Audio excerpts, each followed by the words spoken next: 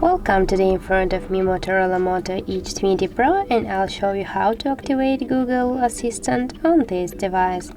So first you should go to the Google application, and here on the right upper corner go to the settings, and now just tap on the Google Assistant section and scroll down to the general options.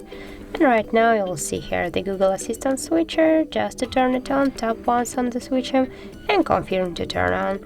And as can you see, our Google Assistant is activated now. So as can you see, that's really simple. If you find this video helpful, leave a like, comment and subscribe our channel.